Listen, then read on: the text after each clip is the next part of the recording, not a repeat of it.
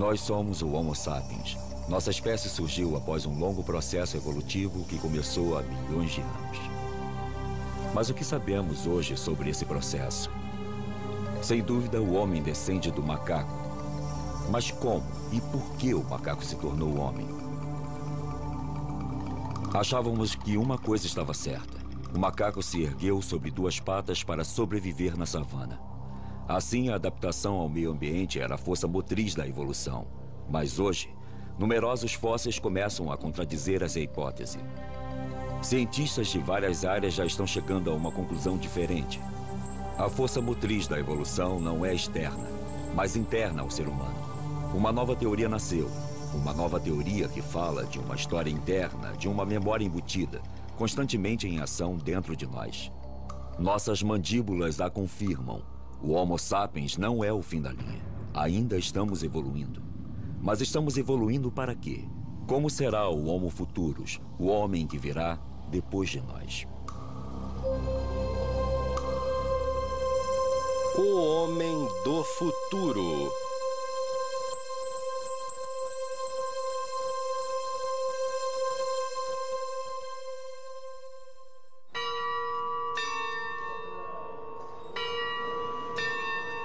Nos últimos 20 anos, o número de fósseis encontrados triplicou. E o que revelam abala nossas convicções. A paleoantropologia está em polvorosa e toda reunião de especialistas acaba em um debate acalorado. Ao nosso redor conheciam o que nós chamamos de avaliação feita pelos pares. A teoria de que os macacos ficaram eretos em duas patas para se adaptar à savana está cada vez mais enfrentando fatos contraditórios. Todas as tendências apontam claramente para uma região talvez toda de floresta, no princípio, mas não simplesmente de floresta. Talvez um mosaico com grandes espaços abertos e também espaços de floresta. O aumento do número de descobertas torna o assunto confuso. Elas modificam o cenário e nos forçam a reconsiderar questões fundamentais. De onde nós viemos? Para onde nós vamos? Quem somos nós? Qual é a definição de vocês para a taxonomia hominídea? Para vocês, o que são características derivadas? Por hominídea, quero dizer o ramo humano, porque isso pode ser debatido. Temos colegas que também põem os chimpanzés e os gorilas no grupo hominídeo. As cavernas de Stegfontein são um dos sítios pré-históricos mais prolíficos da Terra. Aqui, em 1997, Ron Clark descobriu um dos fósseis que sacudiu as teorias estabelecidas. A 12 metros de profundidade, no fundo desta caverna, havia um esqueleto intacto de um ancestral distante que se transformou em pedra com o tempo. Esse indivíduo era um australopiteco, tem uns 3.300.000 anos.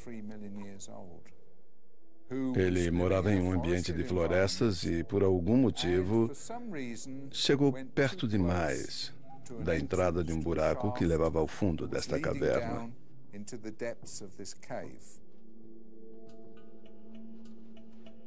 E ele não conseguiu sair. Ele pode ter sobrevivido aqui por muito tempo, até que morreu de fome.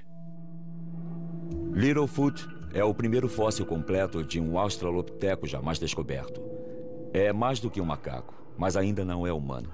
A estrutura de seu esqueleto permitiu que os especialistas confirmassem que já ficava ereto, mas o formato de seu pé causou sensação, porque é muito mais adaptado à vida nas árvores do que na savana. O pé indica que o dedão do pé era como um polegar. Eu quero dizer, ele podia se mover um pouco para longe dos outros dedos. Ele podia fazer assim. E isso também seria útil para ajudar o indivíduo a subir em árvores. Considerado um dos pioneiros da paleontologia moderna, Philip Tobias dirigiu pessoalmente as escavações em Stegfontein por mais de um quarto de século.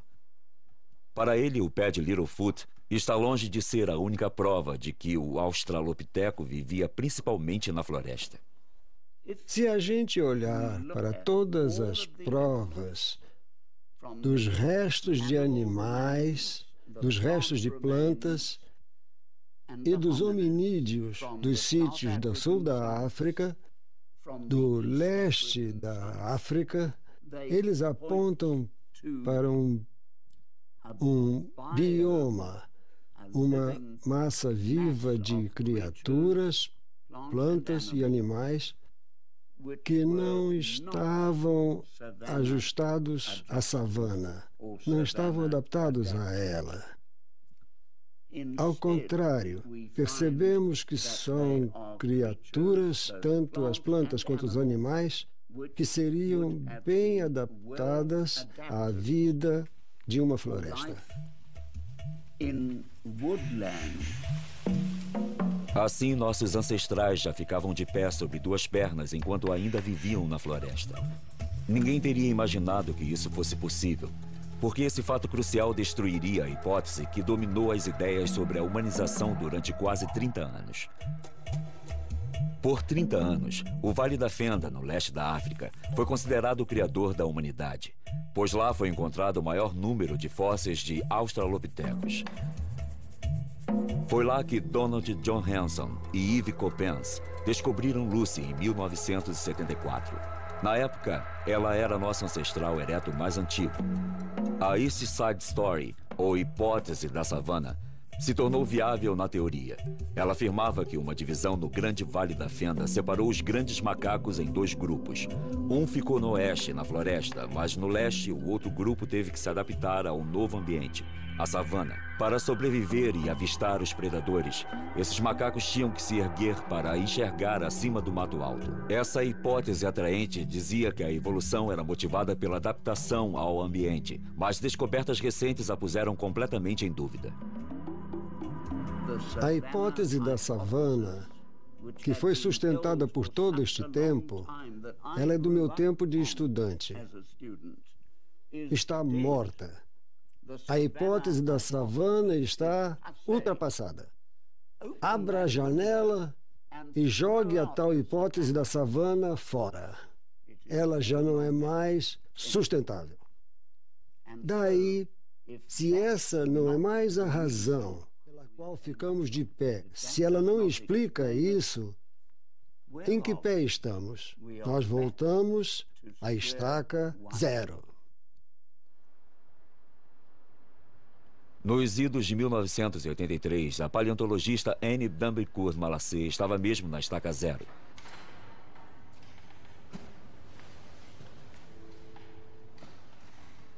Como muitos de seus colegas, ela resolveu escrever sua dissertação sobre a evolução dos maxilares em nossos ancestrais fossilizados.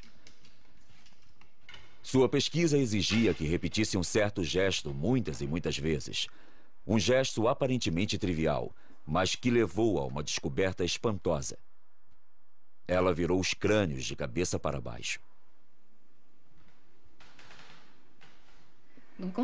Quando colocamos o maxilar de volta em seu lugar no crânio, assim, viramos o crânio e tentamos fazer uma comparação. Desta vez não dos maxilares, mas da base dos fósseis de um chimpanzé jovem, de um neandertal jovem e de um sapiens jovem. Ao virar os crânios, ela acabou percebendo que o que mudava do macaco para o homem não era apenas as proporções cranianas. Os crânios deviam ser vistos como estruturas móveis que chegavam a um novo equilíbrio ao evoluírem de uma espécie para outra.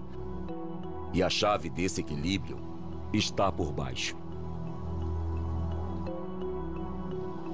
A novidade aqui foi perceber que, se a forma da mandíbula mudava, a forma da face mudava também.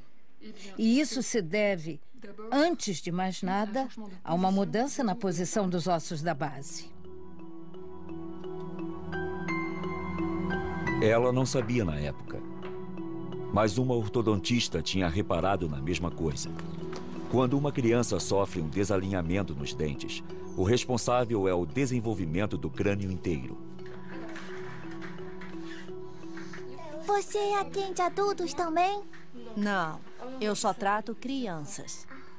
Ao colocar nas crianças aparelhos dentais que fazem pressão diretamente na base do crânio, Marie-Joseph Deyer consegue recuperar o equilíbrio e tem muito mais sucesso do que simplesmente alinhando os dentes. Nós tratamos crianças de 6 anos e mais jovens ainda do que isso, porque parece muito mais simples intervir nessa idade. Intervir diretamente no próprio osso, no desenvolvimento dele. Na Europa, 70% das crianças têm problemas com desalinhamento de dentes e maxilares. Nos Estados Unidos, 80%. No Japão, 95%. E esses números estão aumentando sempre. Cada uma está registrando, medindo e analisando esse fenômeno. Ao longo da evolução, a base do crânio gira para baixo cada vez mais, e o desalinhamento dos maxilares das crianças de hoje pode ser explicado pelas diferenças que isso cria nos ângulos. Mas qual é a chave para essa flexão?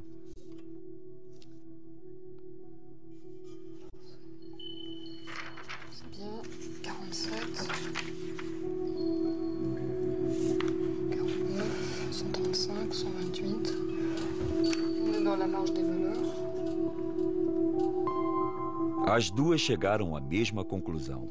A base craniana, assim como o crânio inteiro, está organizada em torno de um único osso, o esfenoide. Se voltarmos atrás no nosso processo de desenvolvimento, o primeiro osso a ficar no lugar e que determina a posição dos outros em sua formação é o que chamamos de esfenoide. É o osso mais complexo e diferenciado no crânio. O esfenoide é um osso bem escondido no próprio centro do crânio. Ele tem uns 10 centímetros de largura, com uma forma de borboleta. Ele está no nível dos olhos, bem abaixo do cérebro. Este osso é o núcleo em volta do qual nosso crânio e depois nosso esqueleto tomam forma enquanto nos desenvolvemos. O osso esfenoide é o pilar central do nosso grande quebra-cabeças craniano. À frente dele está a região da fronte. Pelos lados, os ossos temporais e parietais. Por trás, tem uma série de ossos que se juntam à coluna vertebral e que determinam nossa postura trípode.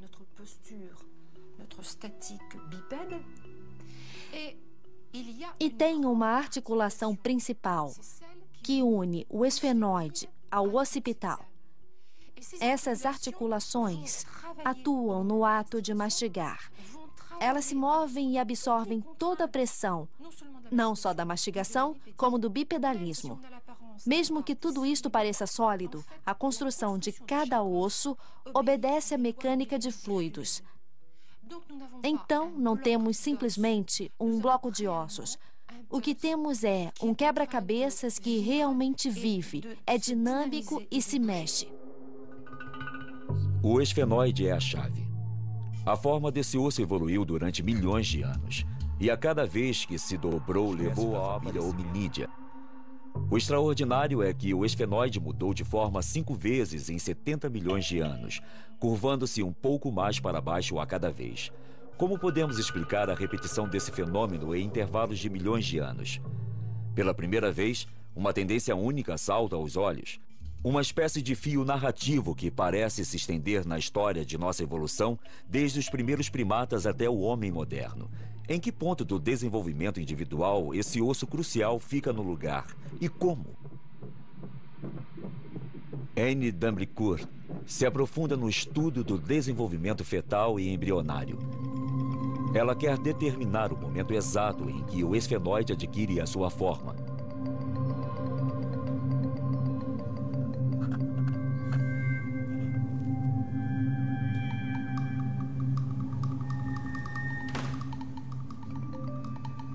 Ao examinar desde o período fetal e lendo tudo o que se escreveu, descreveu e publicou sobre isso e sobre a flexão da base, eu consegui localizar o momento em que o crânio se forma, em que a base craniana se forma. Ela se forma sozinha e o momento da flexão é muito aparente. Se dá entre 7 e 8 semanas. Em outras palavras, praticamente no fim do período embrionário, logo antes do começo do período fetal. O esfenoide é o primeiro osso a se formar no embrião. Nos primeiros dias de vida, ele é plano, como em todos os mamíferos. Então, o cérebro e o sistema nervoso começam a se enrolar e o esfenoide se flexiona e se modifica.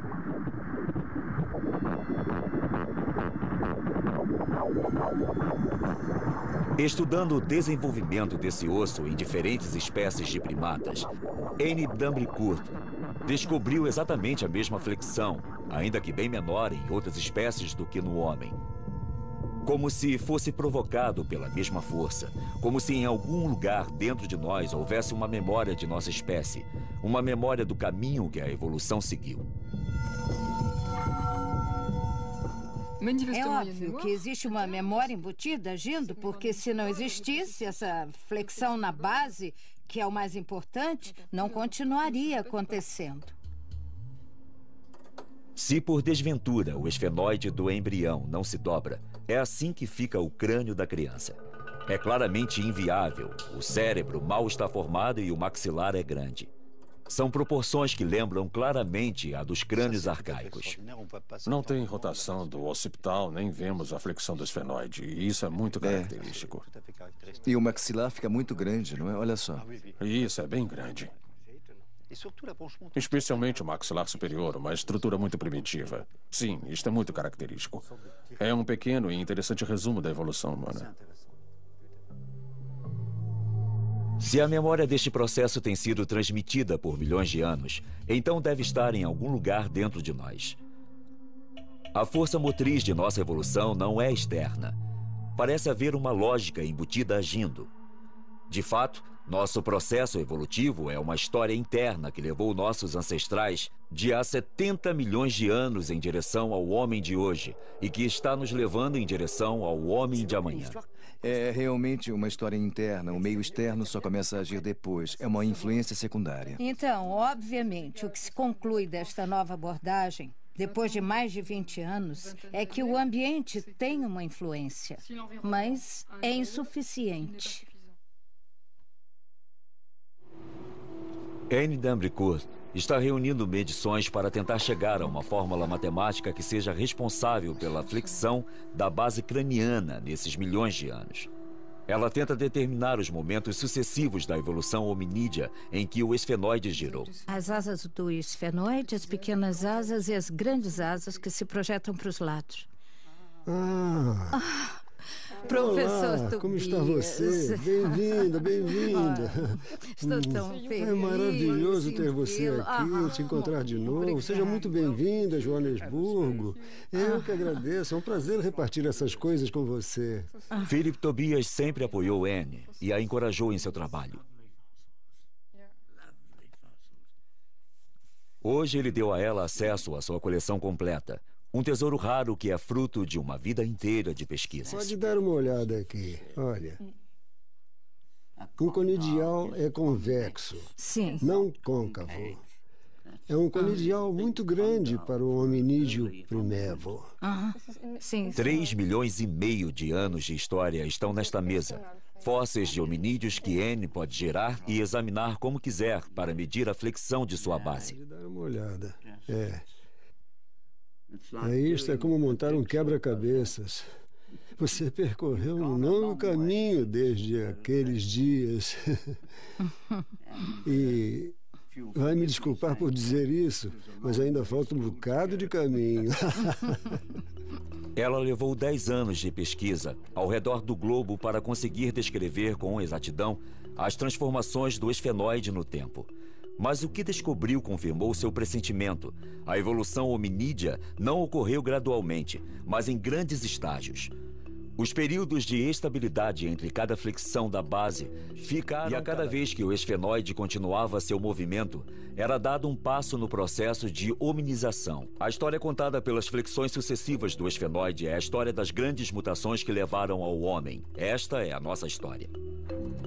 Então temos aqui a história incrível dos mamíferos. A base do crânio é plana. Daí começa a se dobrar e parece não poder parar uma vez que o processo começou.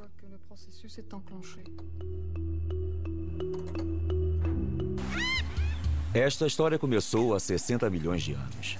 As florestas de todo o planeta estavam cheias de proscímios, nossos ancestrais mais antigos. Esses lêmures de Madagascar são os últimos sobreviventes modernos dessas espécies.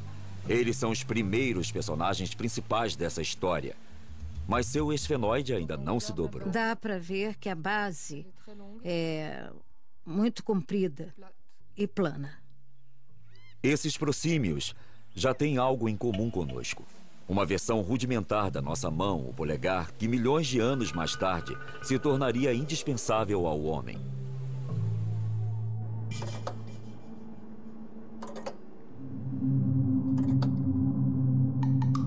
Há 40 milhões de anos, o esfenoide se dobra para baixo pela primeira vez, provocando a primeira grande mutação da nossa história. Este fenômeno não é encontrado em nenhuma outra grande família além da nossa. O que se vê imediatamente é que o crânio não é mais plano. Nos símios, existe uma ligeira flexão na base. Esta é a aparência dos macacos. Centenas de espécies que por 40 milhões de anos povoaram as florestas do planeta todo. Essa mutação, como as que vieram depois, deu origem a novas capacidades. E com ela, os olhos mudaram totalmente de posição para ficarem bem de frente. Isso possibilitou a visão estereoscópica. Esse é um ponto crucial. O tempo parece se contrair. As grandes mutações da hominização começam a ocorrer cada vez mais juntas, como se um relógio interno tivesse começado a andar cada vez mais depressa. Pode-se observar que, pela segunda vez, ocorre uma deformação no esfenoide. O crânio inteiro se desenvolve em torno de uma base que está mais dobrada. O cérebro se torna mais complexo, o rosto menos prognato. Esta é a aparência dos grandes macacos. Eles também ocupam o planeta todo. Havia dúzias de espécies, mas apenas 4 sobreviveram até a Era Moderna. Os chimpanzés, os gorilas, os orangotangos e os bonobos. Hoje são nossos primos vivos mais próximos. Compartilhamos mais de 98% de nossos genes com eles. A flexão de seu esfenoide permitiu que um cérebro mais complexo se desenvolvesse. Eles usam ferramentas, pensamento estratégico e mostram sinais de consciência, além de um certo senso de humor. Aí pode ter sido o início de que as primeiras demonstrações rudimentares de que uma propensão ou uma capacidade cultural anunciavam sua presença.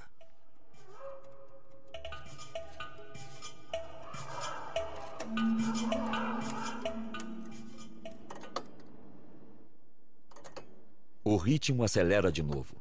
Há 6 milhões de anos, o esfenoide se dobra uma terceira vez, sempre na mesma direção. Esta é a aparência do Australopiteco. Eles não são mais macacos, mas também ainda não são humanos.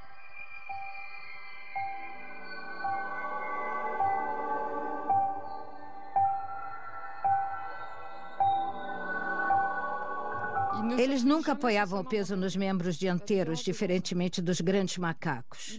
Já tinham uma certa verticalidade, embora não como nós. A base de sustentação deles era diferente da nossa, então eles ainda não ficavam muito firmes e, quando caminhavam, ainda não tinham o senso de balanço bípede do homem moderno.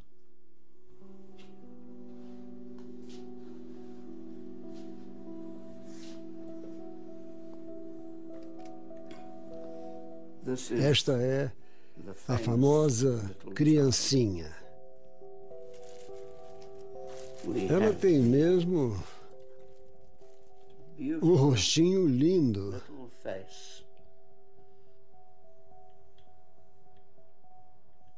Uma articulação perfeita. E voilá! O cérebro. O fóssil de Australopiteco mais preciosos. Esta maravilha tem 2 milhões e 300 mil anos. Ela inclui o único fóssil já descoberto de um cérebro. Tem um volume de 500 centímetros cúbicos, muito menos do que o dos nossos, mas é mais complexo do que de um macaco. Esse desenvolvimento foi possível por causa de uma nova posição de seu O cérebro esfenoide. era a chave. Então, não só eles tinham esta mão que podia manipular ferramentas, como tinham um cérebro que dizia a eles o que fazer com ela. E um cérebro que dizia a eles como evitar um confronto com carnívoros. Então, eles se valiam de sua esperteza, de seu cérebro e da cultura que estavam desenvolvendo. Armado desses novos talentos, o australopiteco se aventurou nas savanas vizinhas, provavelmente para caçar. Mas por outros 2 ou 3 milhões de anos, seu habitat foi a floresta e ele continuava a buscar refúgio nas árvores à noite. Talvez eles dormissem nas árvores por segurança, porque os leopardos geralmente não sobem em árvores altas, como os gorilas fazem hoje em dia e como os chimpanzés também fazem. Esse parece ser um novo tipo de paradigma para a verticalidade. Então, antes de descer para a Terra, talvez você já estivesse um pouco vertical, ereto, e desenvolvesse novos traços hominídeos que permitiam a verticalidade e o andar e correr em 2 pernas. O australopiteco viveu por 4 milhões de anos. O gênero compreendia diversas espécies, mas o esfenoide era similar em todas. Sua inteligência permitia que fizesse ferramentas mais sofisticadas, mas nunca dominou o fogo. Seus fósseis são encontrados no sul, no norte e no leste da África, e parece que nunca deixou o continente.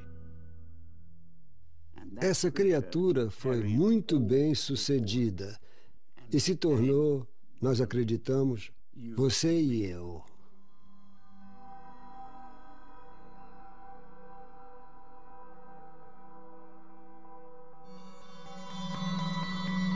Há 2 milhões de anos, houve uma quarta contração do tempo. O esfenoide se dobra e nossos ancestrais ficam ainda mais eretos. Esta é a aparência dos que chamamos de Homo, o homem.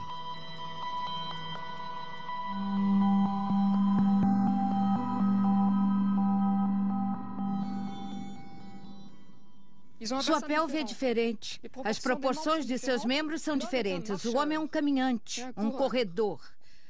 Há um novo balanço bipedal, um novo desenvolvimento psicomotor e, de novo, o mesmo padrão. A base do crânio tem um esfenoide que girou ainda mais. A coisa que muda com a primeira ocorrência do Homo é a aparição da linguagem. A nova posição de seu esfenoide aumentou ainda mais a complexidade do cérebro desses primeiros homens. Também liberou a laringe parcialmente, o que tornou a fala possível, embora nossas atuais vogais ainda estivessem fora de seu alcance. Essas mulheres são os últimos humanos que falam Khoisan, a linguagem dos bosquímanos. Foneticamente falando, é uma das linguagens mais ricas do mundo. Ela tem todos os sons que usamos e também os emitidos pelos primeiros homens.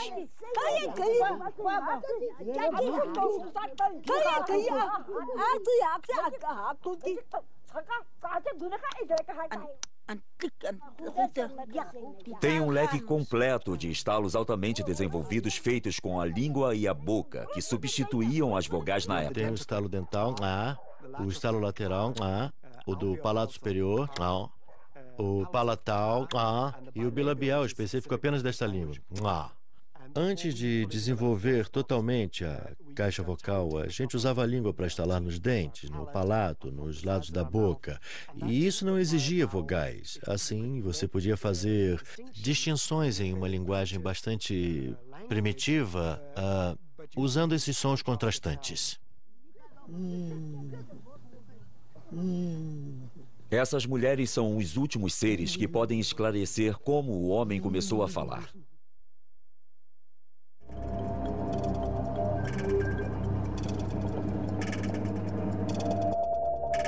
Há 160 mil anos, o relógio tocou de novo.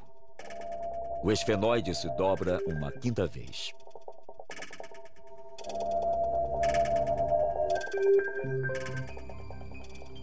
O cérebro se torna muito mais complexo. É mais bem suprido de sangue. E, naturalmente, depois desta evolução biológica, nós vamos ver muito rapidamente uma evolução cultural. Esta é a aparência do Homo sapiens.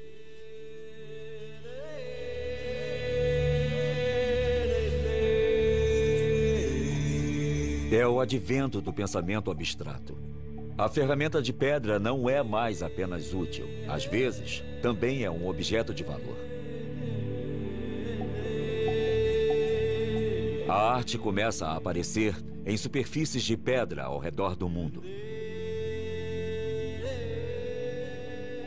A pergunta é: este foi o primeiro rudimento da escrita? Aconteceu isso muito recentemente, mas acredito que eles falavam nisso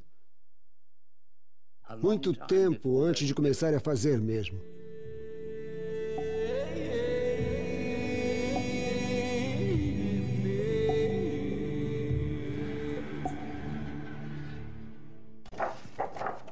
O que é mais extraordinário na descoberta de Anne é que ela nunca põe em dúvida a classificação tradicional dos fósseis. Pelo contrário, o ângulo formado pela base do crânio se torna um critério mensurável para determinar a espécie do fóssil.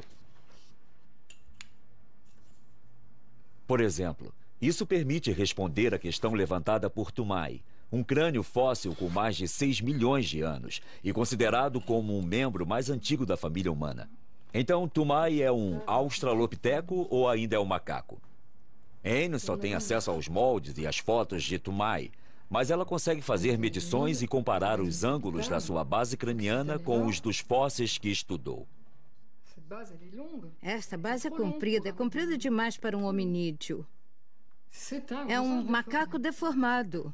Até o momento, com estes elementos, nada nos leva a crer que seja um hominídeo. Esta nova versão de nossa história também resolve alguns dos enigmas que as teorias anteriores tinham cada vez mais dificuldade em esclarecer. Um desses enigmas é como o homem populou a Terra. Sabemos que o Homo apareceu na África há 2 milhões de anos e que a deixou para colonizar o mundo. As teorias clássicas dizem que a evolução para o Homo sapiens ocorreu novamente na África há 170 mil anos. Então o sapiens teria tido de deixar o continente uma segunda vez para repopular o mundo, e outras espécies teriam tido que desaparecer misteriosamente. Este fóssil não é mais de um Homo erectus, é muito moderno. Ainda assim, toda a parte superior do rosto, a abóboda e tudo que constitui o cérebro deste feto, da criança e do adulto, ainda é arcaico.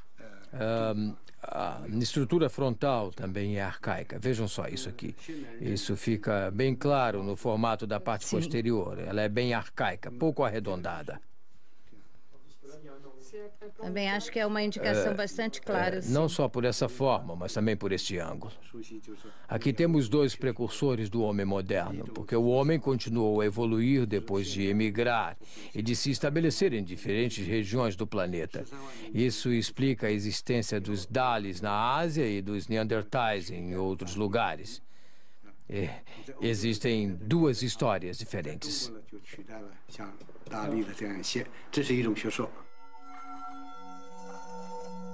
Os Dalis fornecem provas de que o homem arcaico evoluiu para o sapiens simultaneamente em diferentes partes do mundo. Isso poderia dizer que não houve apenas um, mas diversos locais de origem da humanidade moderna? Marie-Joseph Deye também foi à China, onde suas observações das diferenças entre as estruturas cranianas das crianças chinesas e europeias a levaram a tirar a mesma conclusão. Em Pequim, vimos crianças mais velhas que pareciam ter a mesma malformação, mas foram tratadas em tempo recorde. Isso não pode ser explicado pelos aparelhos e procedimentos usados. É mais provável que haja alguma diferença na estrutura e no desenvolvimento do crânio que as torna mais fáceis de tratar.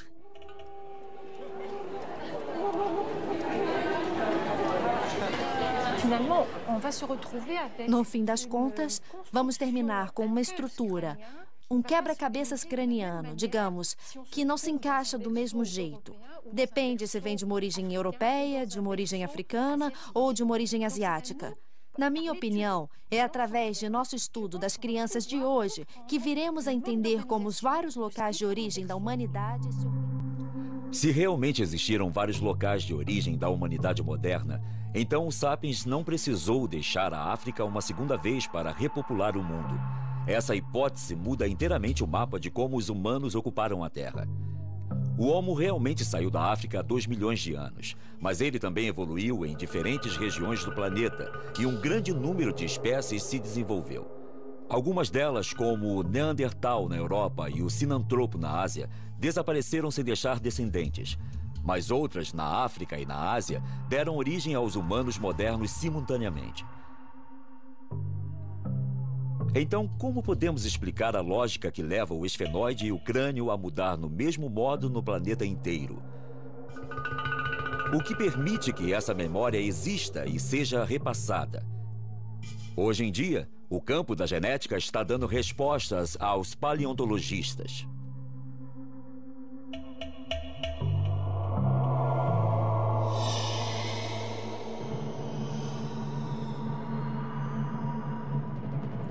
Existe uma causa recorrente e essa causa é genética. Quer dizer que está programada, é hereditária. Podemos localizá-la, está gravada, é interna, é transmissível. Está claro que a estrutura do cérebro e as contrações faciais são, sem dúvida, controladas por genes reguladores ou genes arquitetos. São genes OX ou genes homeoboxes, como são chamados, que são genes que regulam e controlam o desenvolvimento embrionário individual. Este é o axolotl, uma pequena salamandra aquática encontrada no México. Esta criatura permitiu que os cientistas elucidassem o papel dos genes reguladores. Ao injetar um hormônio que estimula um determinado gene desse tipo, o desenvolvimento do axolotl pode ser significativamente alterado. Em poucos dias, as guelras dos 2 lados da cabeça começam a encolher.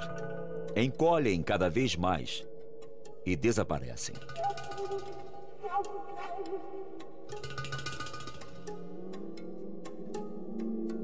E a salamandra abandona a água, pois se tornou um animal terrestre com um par de pulmões.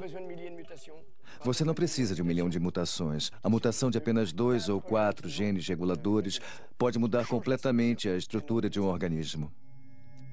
Assim, a mutação de uns poucos genes é o bastante para explicar as dramáticas diferenças morfológicas que nos separam dos macacos, embora compartilhemos 98% de nossos genes. Durante a evolução toda, temos o mesmo padrão básico. Mais espécies desaparecem, se tornam extintas, são incapazes de sobreviver a mudanças dramáticas no clima e na ecologia, diferente das que tiveram as mutações certas e sobreviveram. A evolução é a exceção. A extinção é a regra. Isso significa que existe uma direção, um caminho, um processo global ocorrendo que a evolução segue em todo lugar?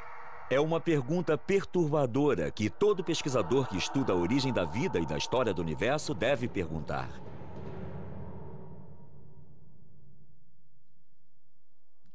Estou convencido de que a história da vida se deu do mesmo modo como a simples matéria inerte evoluiu para a mais complicada. A melhor prova que temos é que todos os fósseis dos primeiros 3 bilhões de anos são unicelulares. E que temos que esperar até o 4º bilhão para achar fósseis pluricelulares.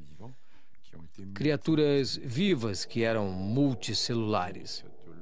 E a regra geral do nosso universo está escrita tanto na Terra quanto no céu, na história da vida e na história do homem.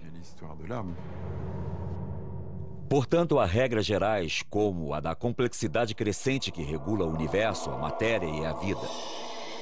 São leis que operam no meio das mudanças e que determinam a história humana, assim como a do nosso universo.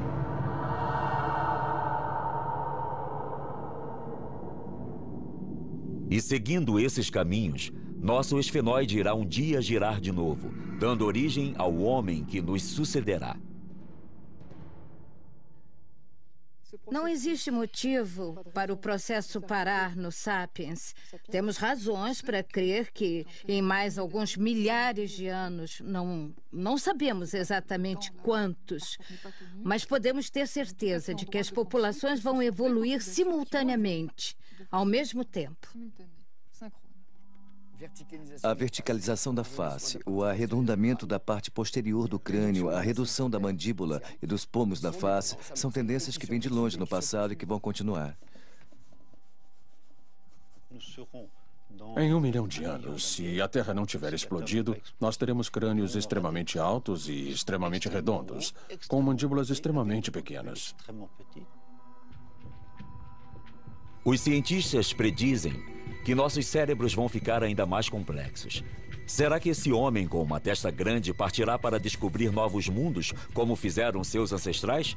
Será que o Homo Futurus será o extraterrestre da nossa imaginação?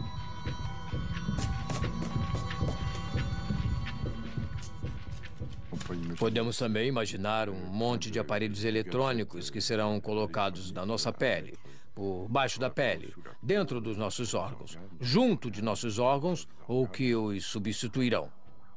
Pela primeira vez desde que a vida começou, uma criatura, o ser humano, pode ser capaz de influir em sua própria evolução. Com o poder que a ciência deu ao homem para intervir no âmago de suas próprias células, ele tentará dirigir o rumo de sua história interna? O Sapiens dará ao Homo Futurus tempo suficiente para sucedê-lo? Se o homem não conseguir controlar sua população e salvar os recursos do planeta, ele arrisca se extinguir, o que significa que o mundo se tornará de novo o que realmente é, ou seja, um mundo de bactérias, artrópodes e insetos. Também podemos esperar que esses humanos tenham uma consciência de seu lugar de origem, que não será mais a África, mas o planeta. E o que ele fizer com esse cérebro, que será fundamental para a sua sobrevivência e sua adaptação. Essa é a mensagem verdadeira da evolução humana, a de ensinar às crianças a linguagem humana, ensinar às crianças os mecanismos da sobrevivência e ensinar a elas as mensagens dos rituais e dos espíritos, do espiritual, que se tornaram e se tornam ainda muito mais importantes na sobrevivência do homem. Aí está o futuro.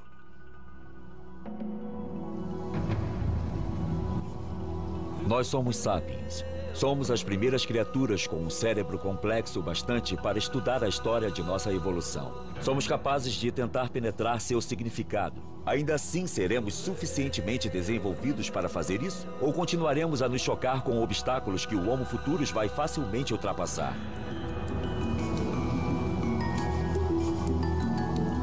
Versão brasileira Audiocorp.